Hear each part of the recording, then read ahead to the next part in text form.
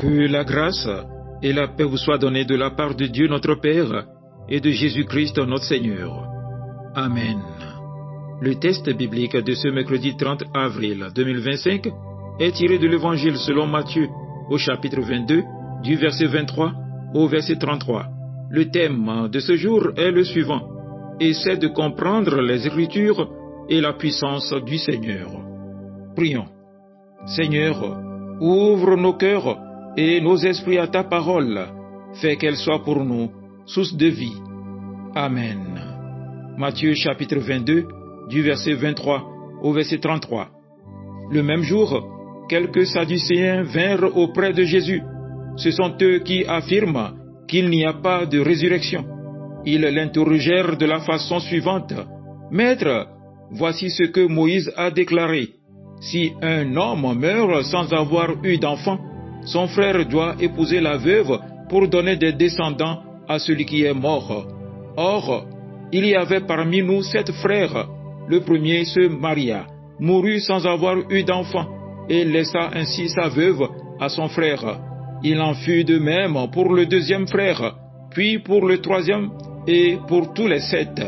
Après eux tous, la femme mourut aussi.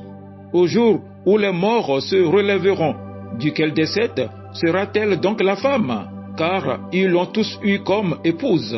Jésus leur répondit: Vous vous trompez parce que vous ne connaissez ni les Écritures, ni la puissance de Dieu. En effet, quand les morts se relèveront, les hommes et les femmes ne se marieront pas, mais ils vivront comme les anges dans le ciel.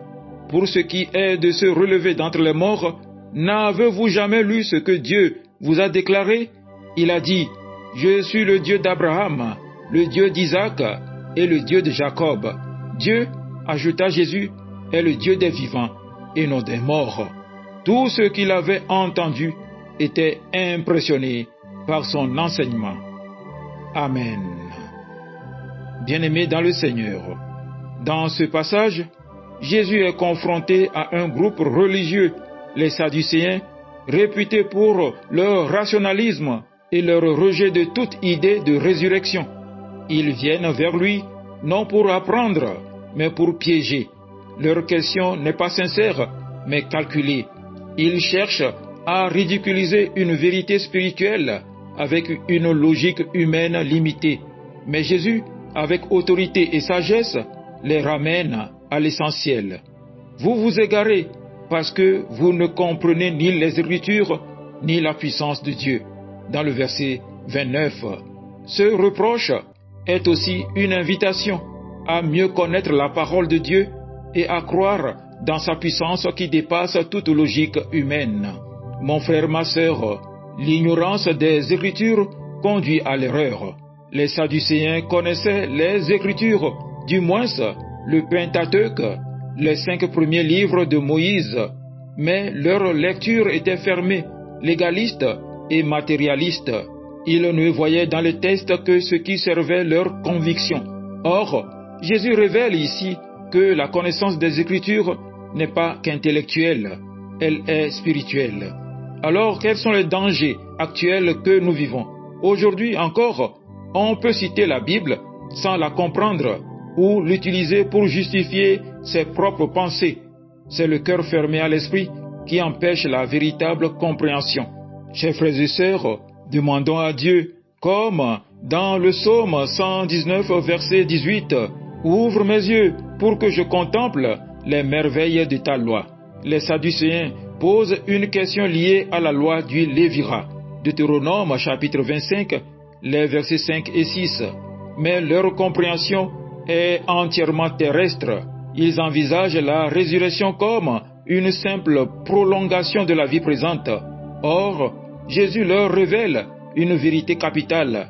Le monde de la résurrection est radicalement différent. À la résurrection, on ne prend ni femme, ni mari, mais on est comme des anges dans le ciel. Verset 30. Alors, ce que Jésus enseigne est que la résurrection n'est pas une répétition de notre vie terrestre. Dieu transforme totalement notre existence dans l'éternité. Les relations humaines ne sont pas annulées, mais transfigurées par l'amour parfait et éternel. Jésus parle ici non seulement de la vie future, mais aussi du Dieu qui rend possible l'impossible. La foi chrétienne repose sur une confiance dans la capacité de Dieu à agir au-delà de notre entendement. Notre Dieu est le Dieu des vivants, au verset 31 et 32. Jésus cite un passage de l'Exode que les Sadducéens reconnaissaient comme autorité. Il dit « Je suis le Dieu d'Abraham, d'Isaac et de Jacob » dans Exode chapitre 3, verset 6. Ce n'est pas un Dieu qui était leur Dieu pendant leur vie, mais qu'il est encore. Preuve qu'ils vivent encore auprès de lui. C'est là un argument puissant. Dieu ne s'attache pas à des morts, mais à des vivants. Alors quelle est l'espérance chrétienne? Nous ne sommes pas appelés à croire seulement en une vie meilleure ici-bas, mais à une vie éternelle avec Dieu.